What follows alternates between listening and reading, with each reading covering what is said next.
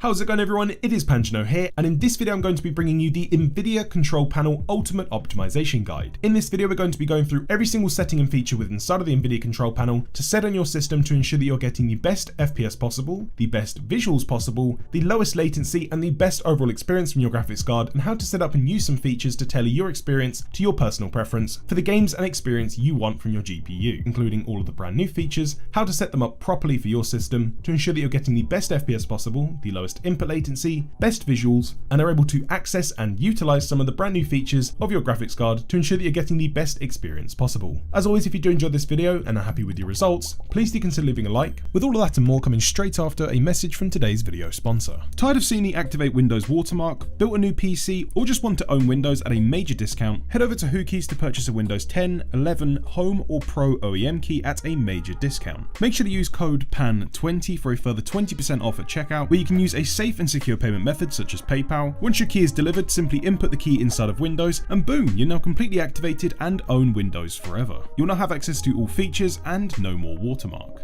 Thanks again to WhoKeys for sponsoring today's video. Before we jump into the settings for the control panel and other optimizations included in this video, it's first of all important that you are up to date and running on the latest graphics card driver available for you, because if you update after this video, some of these settings could reset, so you'll have to go through everything again. Head over to Google NVIDIA drivers, or alternatively use the link in the description down below. Once on this webpage, scroll down to the manual driver search, input your product type, so this should be GeForce, product series, so for me that's a RTX 30 series. If you're on a laptop, you'll be selecting notebooks, input the product, for me that was a 3080 Ti, and your operating system, then hit start search. Scroll down, download the top game ready driver, select download, then head to the top right hand side to download now. Now before we install and update our GPU driver, I'm quickly going to shout out an incredibly important and highly recommended video which recently came to the channel, which will show you how to customize the NVIDIA driver, de-bloat it and remove the features you don't use to lower your CPU usage from the NVIDIA driver and boost overall FPS across the board, because you're de-bloating it from all of the features you don't use. If that video does interest you, you can access it pressing the card on the top right hand side of the screen, or alternatively using the link in the description down below. So with the latest driver downloaded, if you aren't looking to create a custom driver or use DDU, or you've already done those steps, you can just simply open up the driver, select OK to extract the driver. You'll then want to select if you want to just install the graphics driver or install GeForce Experience. If you don't use features such as Shadow Play or any of the GeForce Experience features, in my personal recommendation, I would recommend you not to install GeForce Experience. It's more software, it's more features running in the background, taking up CPU cycles. It can be super useful and so many people use it. I personally use it on some of my machines. With that said, select the option which best fits you. For those of you that do happen to install NVIDIA GeForce Experience, if you would like to see a guide on how to get the most out of GeForce Experience and slightly optimize it for better performance, I would definitely recommend checking out the links in the video down below for more advanced NVIDIA guides. So to jump into the control panel settings, right click on your desktop and open the NVIDIA control panel. If you can't access the control panel by right clicking, head to the bottom left and search for NVIDIA. If NVIDIA control panel does not then appear inside of this page, we can actually navigate into the Microsoft Store, going to the top and searching for NVIDIA Control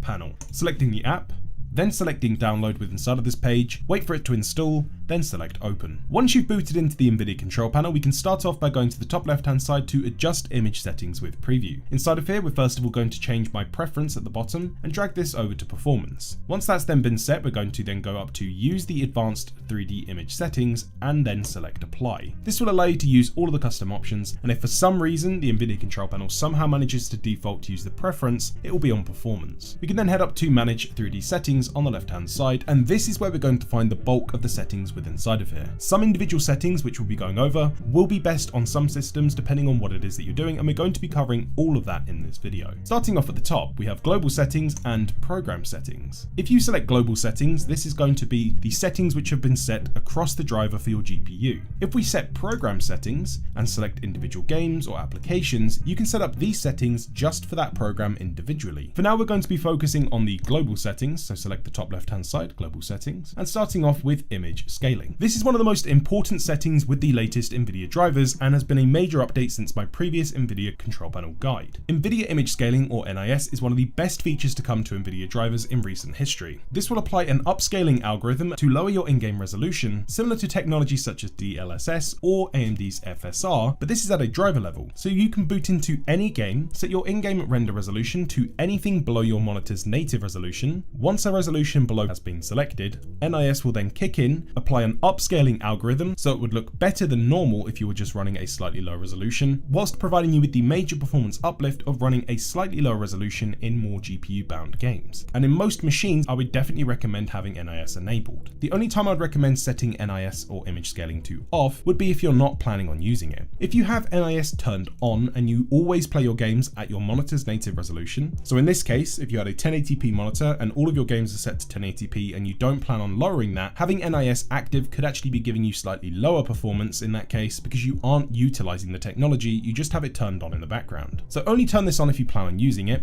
and in most cases I would recommend doing so. Turn this to on, GPU scaling and sharpening. Your sharpening factor is completely personal preference. I personally like to go with about 30%, and I also like to have the overlay indicator where the NIS logo will switch to green when NIS is active and upscaling a resolution. Select OK. Next up is ambient occlusion. For the best performance possible, set this to off. For those of you that want to maintain great visual fidelity, I would set this to performance. Anisotropic filtering. For those of you that want every ounce of performance possible, set this to off. Otherwise, if you want a balanced system, set this to 16x. Anti-aliasing FXAA applies a blur filter. It's not pretty in any case, so we're going to be switching this off. Gamma correction is going to be switched on. Anti-aliasing mode is going to be switched off for those of you wanting every ounce of performance possible. Otherwise, I'd recommend going with application controlled. Anti-aliasing transparency could affect performance if we set this too high, so we're going to be leaving this to off. Background application maximum frame rate. This is a fantastic option which will allow you to limit the FPS of any game that's open once you tab out of the game. So I don't like to have this feature on, but you could find this useful. CUDA GPUs, all. DSR factors, for the best performance possible, we're going to be switching this off, but for those of you on an RTX based GPU, I would definitely look at this video on screen now, which you can find linked in the description down below, which will show you DLDSR, which is a fantastic downscaling technique, allowing you to render much higher resolutions within inside of games, also record at those resolutions, and get a higher visual fidelity across the board. It's a fantastic feature, but it will take away from performance in certain games, so we're not going to be covering it in this video. Low latency mode, we're going to be switching to on in all cases. And games which support NVIDIA Reflex technology, if you do find that option within inside of one of your titles, switching this to either on or on plus boost will override the option for low latency mode, giving you the best of both worlds on games which support Reflex and games which don't. Max frame rate, I would not recommend setting under global settings. I would only recommend adjusting this tab on a per game basis using program settings, which I'll be showing you later on. Monitor technology, my overall recommendation would be, if you're someone that likes to play slower paced games with higher settings, whether they be multiplayer or single player, G-Sync is nearly always going to be your best bet. For those of you that play a lot of esports titles where every frame matters and you care about every single FPS for the snappiest feeling game possible, set this to fixed refresh. Multi-frame sampled MFAA, we're going to be switching this off. OpenGL rendering GPU should be able to auto detect your GPU, but we're going to set our GPU just to be safe. Power management mode should be set to normal in most cases for most people. Prefer maximum performance can sometimes be a better option, as prefer maximum performance will stop your GPU from being able to enter its idle state, which will keep its power draw high and its minimum clock frequency high, which could be better for a more responsive experience if you're darting in and out of game constantly or wanting to mitigate any potential for any performance hitches. But the normal power management mode on NVIDIA cards does a pretty good job of keeping it idle when the GPU can be idle, and the moment you tab in or boot into a game, it will ramp up to the maximum performance anyway. Preferred refresh rate should be set to highest available. Inside of here, I would recommend at least using 10 GB for your shader cache size, and the shader cache will be placed on your C drive. So if you're not sure how much space is available on the C drive, go down to your Windows Explorer, this PC, scroll down until you find your C drive. As you can see, I have about 450 gig free. If your C drive was pretty much full, I'd recommend going at 10 gig at the maximum, but if you are someone that plays a lot of games and likes to have a lot of games installed to your system, I would definitely recommend having a larger shader cache size than a smaller one, because this will keep all of the shaders cached. Texture filtering and anisotropic sample optimization, I like to have switched to the on position. Texture filtering negative LOD bias is going to be set to allow. Texture filtering quality, I'd recommend setting to high performance for the best performance possible, but for those of you that want to have the absolute best image possible, I would keep this at high quality. Texture filtering trilinear optimizations, we're going to be switching to on. Threaded optimization auto. Triple buffering off. VSync in nearly all cases, I would recommend forcing off by setting this to off, because in almost no cases would I recommend using VSync unless you are doing a fancy setup with using G-Sync plus VSync,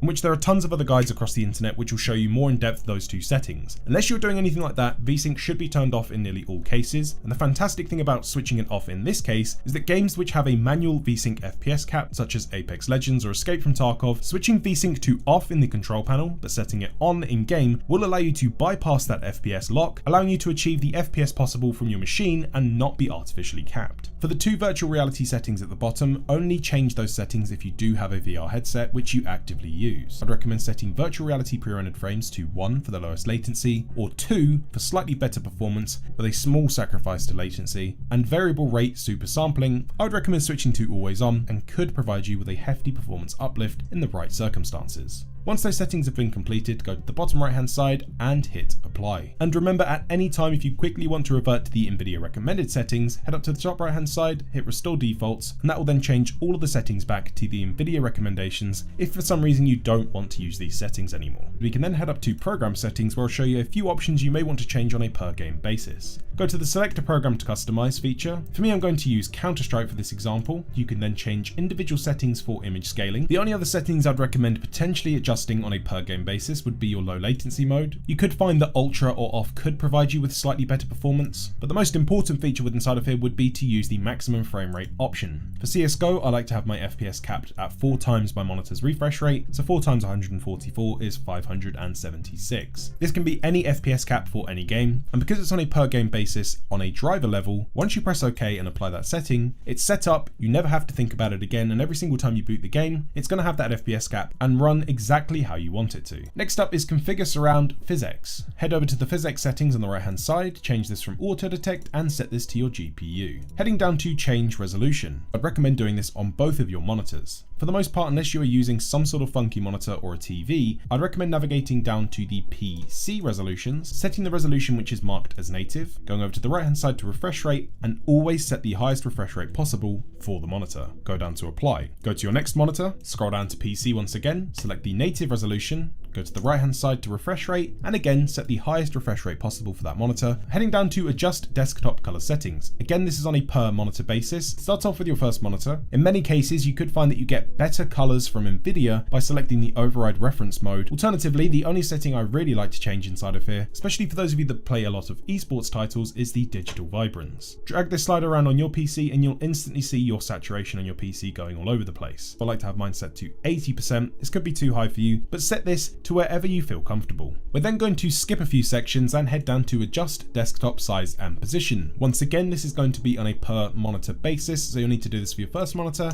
then your second. Inside of this tab, if the scaling options are grayed out, this will be because you are running NIS or image scaling. But for those of you that aren't using image scaling or want to use 4:3 or 4:3 stretched resolutions in esports titles, you'll need to turn off NIS if you want to use these settings. But for those of you that play it native or want to use NIS in the previous step, you don't have to worry about this tab whatsoever. For those of you that want to enable 4:3 stretched resolutions on your desktop, you'll need to set scaling mode to full screen and perform scaling on GPU. For those of you that want the best performance possible and the lowest input latency, set your monitor to no scaling, where it will then only display a 1:1 native render of whatever resolution you are playing your game at or application. Set perform on display. If the option is available to you, you'll then have set up G-Sync.